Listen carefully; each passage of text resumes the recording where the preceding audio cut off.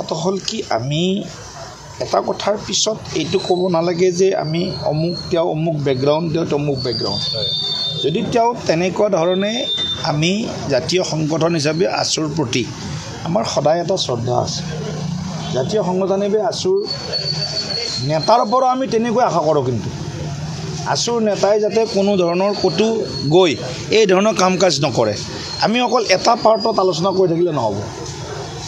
গতিকে মই যদি তেনেকৈ কিবা কাম কৰিছে নিশ্চিতভাৱে আইনে ইয়াৰ সিদ্ধান্ত ল'ব কিন্তু এটা কথা এজন